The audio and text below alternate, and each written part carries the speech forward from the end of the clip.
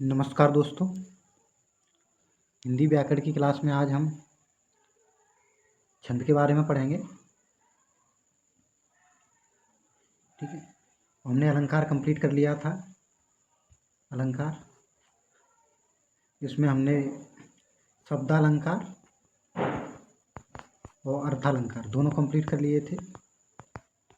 इसमें उभयालंकार था, एक उभयालंकार। तो उभयालंकार कुछ नहीं है, ये रह गया था, वो मैं बता देता हूँ आपको यहीं। जिसमें अर्थ और शब्द दोनों का महत्व हो। अर्थ और शब्द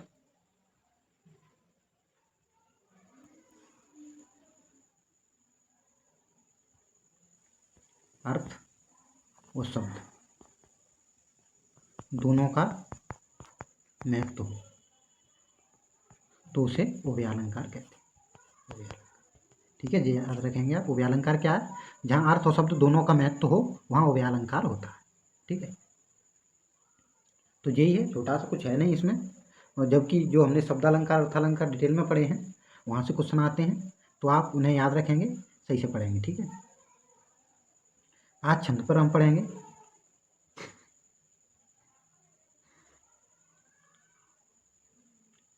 तो इसमें बड़ और मात्रा का क्रमिक अध्ययन होता है। ठीक है, बड़ और मात्रा के बारे में पढ़ा जाता है। और पद्य में इसका बहुत महत्व है, छंद का पद्य में महत्व। ठीक है, जैसे गद्य में व्याकरण का महत्व है, वैसे ही छंद में जो पद्य है उसमें छंद का महत्व। ठीक है, तो ये बात याद रखेंगे हम कि जो पद्य शास्त्र है उसमें छंद का बहुत महत्व है। जैसे गद्य शास्त्र में व्याकरण का महत्व है, उसी प्रकार पद्य शास्त्र में छंद का महत्व है।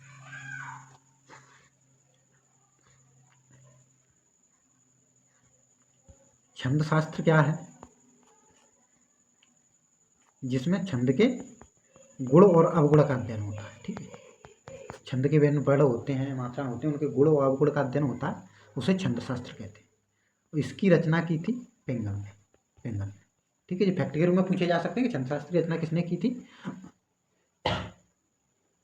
वो छंद शास्त्र में क्या है। ठीक है,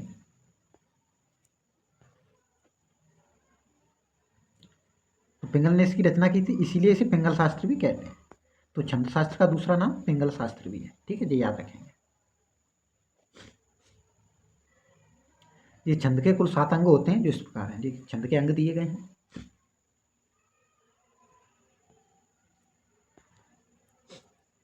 सात अंग हैं। नंबर 1, चढ़, पद या पाद। तो इसके चढ़ होते हैं, आगे हम पढ़ेंगे। बड़ और मात्रा, संख्या और क्रम, गढ़, गति, यति या विराम और तुक। तो ये जो 7 अंग हैं, इन्हीं से छंद की रचना होती है। ठीक है, तो ये 7 अंग महत्वपूर्ण है छंद के लिए। छंद में चढ़, पद या पाद। तो ये चरण है, पद या पाद है, तो इसके बारे में हम पढ़ते जाएंगे। 7 अंग हैं, उनके बारे में पहले डिटेल से पढ़ लेंगे, जिससे छंद पढ़ेंगे हम तो आसानी होगी समझने में और समस्या नहीं होगी। ठीक है, छंद के प्राय 4 भाग होते हैं, इनमें से प्रत्येक को चढ़ कहते हैं। दूसरे शब्दों में छंद के चतुर्थ भाग को चढ़ कहते हैं। कुछ छंदों में चढ़ तो 4 होते हैं, लेकिन वे लिखे 2 ही पंक्तियों में जाते हैं, जैसे दोहा, सोटा। ऐसे छंद की प्रत्येक पंक्ति को दल कहते हैं। हिंदी में कुछ छंद 6-6 पंक्तियों में लिखे जाते हैं। ऐसे छंद 2 छंद के योग से बनते हैं, कुंडलिया दोहा प्लस रोला के योग से, छप्पर रोला प्लस उल्लाला। ठीक है, तो इसमें जो चढ़ की बात की गई है, तो ये 4 चढ़ होते हैं। 4 चढ़ होते हैं, दोहा हो या चौपाई हो, कोई चौपाई। तो इसमें ये देखिए 2 पंक्तियों में लिखे जाते हैं, दोहा या चौपाई होगी, 2 पंक्तियाँ होंगी, 4 चढ़ होंगे।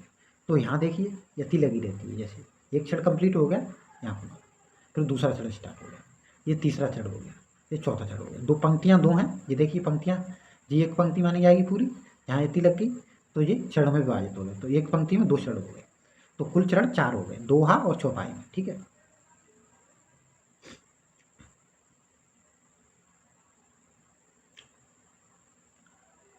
और हिंदी में कुछ छंद 6-6 पंक्तियों वाले होते हैं। तो ये दोहा, रोला और रोला प्लस उल्लाला, मतलब 2 छंदों को मिला करके ये 6-6 पंक्तियों वाले छंद बनाए जाते हैं। जैसे 1 पंक्ति होगी, 2 पंक्ति होगी, 3 पंक्ति, 4 पंक्ति, 5 पंक्ति, 6 पंक्ति, तो ये 6 पंक्तियों में लिखे जाते हैं। जबकि ये 2 पंक्तियों में कंप्लीट हो जाते हैं, दोहा और चौपाई छंद।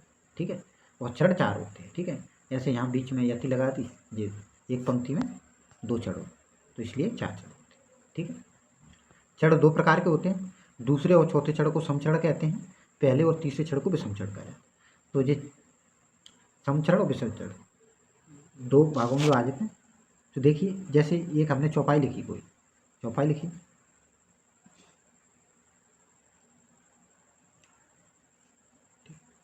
जैसे चौपाई लिखी, 2 पंक्तियां होंगी, यहाँ देखिए कॉमा लगा होगा, यहाँ यति कहते हैं इसे, ये देखिए।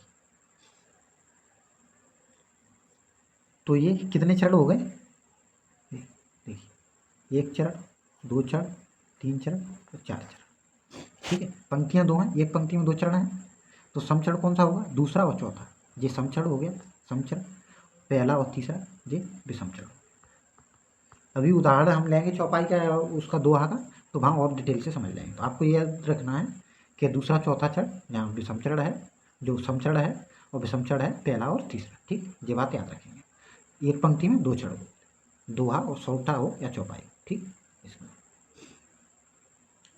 छंद में बड़ और मात्रा, बड़ अक्षर जिसे कहते हैं, एक स्वर वाली ध्वनि को बड़ कहते हैं, चाहे वो स्वर ह्रस्व हो या दीर्घ, ठीक है। तो एक स्वर वाली ध्वनि होगी, जिस ध्वनि में स्वर नहीं हो, जैसे हलंत शब्द, राजन का ना, संयुक्त अक्षर का पहला अक्षर सा, उसे बड़ नहीं माना जाता, बड़ को ही अक्षर कहते हैं। तो इसमें स्वर होंगे, कोई स्वर हो, जैसे ह्रस्व स्वर लिया, ह्रस्व स्वर, तो इसमें ह्रस्व मतलब छोटा, आ हो गया, छोटी ई हो गई, ऐसे है। और दीर्घ स्वर लिया जिसमें बड़ा आ या बड़ी ई, इनमें से कोई हो, तो स्वर होंगे, ठीक है। तो इसे बड़ कहेंगे, ठीक है। पूर्ण होना चाहिए, मतलब पूर्ण, ठीक है। स्वर से बड़ा पूर्ण होता है, ऐसे कोई है, ऐसे हमने लिखा कुछ, जैसे राम लिखा, राम, तो रा भी पूर्ण वर्ण है और मा भी पूर्ण वर्ण, क्योंकि स्वर के मेल से बने। और जबकि ये राजन का कह रहा है ना, यहाँ ये देखिए राजन, राजन, तो ना है वो पूर्ण वर्ण नहीं है, क्योंकि इसमें स्वर नहीं, ठीक है। तो ये पूर्ण वर्ण नहीं है, अदा वर्ण, ठीक। तो ये बड़ हो गया। अच्छा, बड़ 2 प्रकार के होते हैं, ह्रस्व स्वर वाले बड़ और दीर्घ स्वर वाले बड़। तो जिनमें ये सब ये स्वर होंगे, आ, छोटी, छोटा उ, रे, इनमें से कोई भी स्वर हो तो वो ह्रस्व स्वर वाला होगा, ठीक है। और जो नीचे जो दिए गए हैं स्वर, इनमें से कोई हो तो वो दीर्घ स्वर वाला होगा। तो ये देखिए उदाहरण के लिए दिया गया है ये का, तो इसमें कौन, अगर इसे हम हलंत लगा के अलग करेंगे तो छोटा आ अलग होगा, तो ये ह्रस्व स्वर निकल के आ रहा है, ठीक है। ह्रस्व स्वर वाले बड़ है, देखिए छोटा आ। वैसे की लिखेंगे, की, तो इसमें का आधा बड़ और बड़ी ई, तो ये दीर्घ स्वर, ई दीर्घ स्वर है ना, तो ये दीर्घ स्वर वाले बड़, ठीक है। बड़ 2 प्रकार के, ह्रस्व स्वर वाले बड़ और दीर्घ स्वर वाले बड़। ह्रस्व स्वर वाले बड़ वे होंगे जिनमें स्वर ह्रस्व होगा, ठीक है, जैसे आ, छोटी ई, इनमें से कोई भी स्वर, ठीक है। ऊ हो छोटा, तो ये ह्रस्व स्वर वाले बड़ होंगे, और एक दीर्घ स्वर वाले बड़ होंगे जिनमें दीर्घ स्वर का प्रयोग किया जाए, ठीक है। सिंपल, ये देखिए को, कऊ, ये सब दीर्घ स्वर वाले बड़ हैं, ठीक है। तो ये दीर्घ स्वर वाले वर्ड हुए जिनमें दीर्घ स्वर छुपा हुआ है, जो ह्रस्व स्वर वाले वर्ड हुए का, की, कु, जिनमें क्या है क्रय, इनमें ह्रस्व स्वर छुपा हुआ, ह्रस्व स्वर, ठीक है। तो ये याद रखेंगे। मात्रा है, किसी बड़ या ध्वनि के उच्चारण काल को मात्रा कहते हैं। तो किसी बड़ हो या ध्वनि हो, उसका उच्चारण करते हैं तो मात्रा होती है, ठीक है। ह्रस्व स्वर के उच्चारण में जो समय लगता है उसे 1 मात्रा, तथा दीर्घ वर्ड के उच्चारण में जो समय लगता है उसे 2 मात्रा माना जाता है। तो ऐसे कोई शब्द लिखा आपने,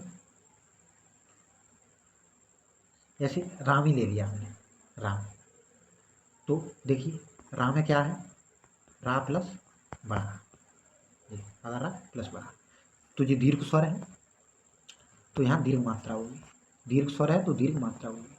और जो माँ है, माँ, तो ये कैसे होगा, आधा माँ प्लस छोटा, देखिए, तो ये ह्रस्व स्वर है, ह्रस्व मात्रा है, ह्रस्व मात्रा, यही कहा गया है कि मात्रा, ह्रस्व स्वर के उच्चारण में जो समय लगता है उसे 1 मात्रा, तथा दीर्घ वर्ड के उच्चारण में जो समय लगता है उसे 2 मात्रा कहा जाता है।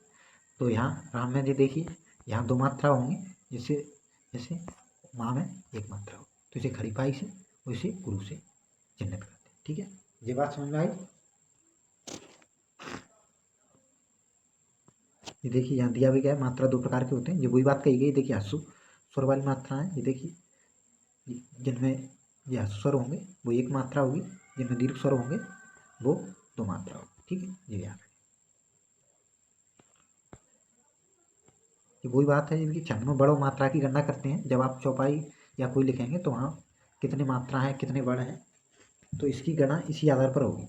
ह्रस्व स्वर वाले बड़ होंगे वो बड़ होंगे, जैसे देखिए वही बात कही गई जो ऊपर मैंने समझाई आपको। ये देखिए जिनमें ह्रस्व स्वर होंगे, ये देखिए आप का है तो इसमें ह्रस्व स्वर है, आपको दिखाई दे रहा है। ये देखिए ह्रस्व स्वर है, का प्लस छोटे आ से मिलकर बना है, तो आ ह्रस्व स्वर है, तो इसलिए ह्रस्व स्वर वाले बड़ होंगे। ये देखिए की भी है इसी प्रकार, का प्लस छोटी ये भी ह्रस्व स्वर है। ठीक है, कु ये भी ह्रस्व स्वर है, क्र ये भी ह्रस्व स्वर है, जहाँ रा छपा हुआ है रा। ठीक है, ये भी ह्रस्व स्वर है। इसी प्रकार ये दीर्घ स्वर है, ये देखिए का बड़ा का है, की है, कु है, के है, ये सब दीर्घ स्वर है। तो यही बात कही गई है, बड़ की गणना करेंगे तो इसी के आधार पर करेंगे। ऐसी ही मात्रा होती है, जैसे ह्रस्व स्वर होंगे वहाँ एक मात्रा होगी, एक मात्रा। ठीक है, जिसे खड़ीपाई से दर्शाएंगे। और दीर्घ वर्ण होंगे यहाँ दीर्घ स्वर, वहाँ 2 मात्रा होंगी, जिसे गुरु से चिन्हित करेंगे। ठीक है, तो यही बात कही गई है।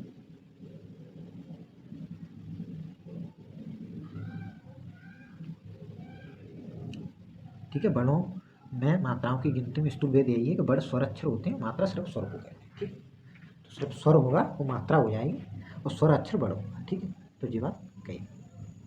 ये लघु व गुरु वर्ण दिए गए हैं। छंद शास्त्री ह्रस्व स्वर तथा ह्रस्व स्वर वाले व्यंजन वर्ण को लघु कहते हैं। लघु के लिए प्रयुक्त चिन्ह एक पाई रेखा है, मैंने बताया ना आपको, एक पाई रेखा है लघु वर्ण की। ठीक है, इसी प्रकार दीर्घ स्वर तथा दीर्घ स्वर वाले व्यंजन वर्ण को गुरु कहते हैं। गुरु के लिए प्रयुक्त चिन्ह एक वर्तुल रेखा है, ये देखिए जिसे गुरु का चिन्ह कहते हैं। ठीक है, ये गुरु और ये खड़ी पाई रेखा। ठीक है, इसे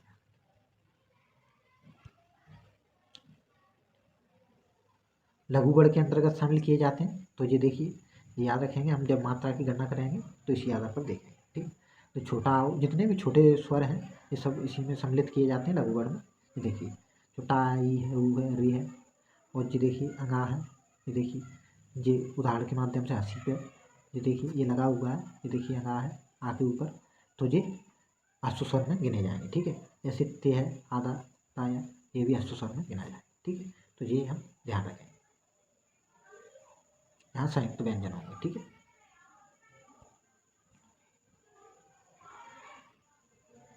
देखिए जो गुरु वर्ण के अंतर्गत शामिल किए जाते हैं, ये देखिए ये सब गुरु वर्ण के अंतर्गत शामिल है। ये देखिए जिनमें दीर्घ स्वर होते हैं। ठीक है, ये देखिए, और ये अंगा है, ये ह्रस्व स्वर में आएगा, चंद्रमा होगा इसके ऊपर, तो चंद्रबिंदी ह्रस्व स्वर है, जबकि अंग ये दीर्घ स्वर है। ठीक है, ये मूल डिफरेंस है, वो याद रखेंगे। ठीक है, देखिए ठीक है, छंद में संख्या और क्रम है, इसे हम अगली क्लास में देखेंगे। ठीक है, ठीक है, ऐसे ही हम हिंदी व्याकरण कंप्लीट कर लेंगे। इसमें बहुत सारे टॉपिक कंप्लीट हो चुके हैं हमारे, और छंद है और भी 2-3 टॉपिक और हैं, वो भी लेंगे हम इसमें। ठीक है, तो हिंदी व्याकरण आपका कंप्लीट हो जाएगा ऐसे ही। और हिस्ट्री में भी क्लास चल रही है, हिस्ट्री में और पॉलिटी में भी क्लास चल रही है, जहाँ मूल अधिकार चल रहे हैं, फंडामेंटल राइट। तो ये क्लास भी आप लोग देखते रहना है, सही से समझाया गया है उसमें। ठीक है, और सी सेट में जिन लोगों को प्रॉब्लम है, सी सेट में अगर आपका मैथ या रीजनिंग थोड़ा कमज़ोर है तो आप जो सी सेट में हमने कॉम्प्रहेंसिव की क्लास ली है वो देख सकते हैं। ठीक है, कॉम्प्रहेंसिव की क्लास है, उसमें आसानी से समझाया गया है आपको कि कॉम्प्रहेंसिव को कैसे हल करते हैं और कम समय में। ठीक है, तो वहाँ थोड़ी थोड़ी गलतियों को ध्यान में रखना है कि थोड़ी थोड़ी मिस्टेक की आसानी से हम किस तरीके से कर सकते हैं। ठीक है, पहले कॉम्प्रहेंसिव को अच्छी तरीके से पढ़ना है, फिर उसे ट्रिक के माध्यम से हल करना है। ठीक है, तो ये आप कॉम्प्रहेंसिव वाले क्लास भी देख सकते हैं। ठीक है, धन्यवाद। इसके आगे की क्लास हम अगले वीडियो में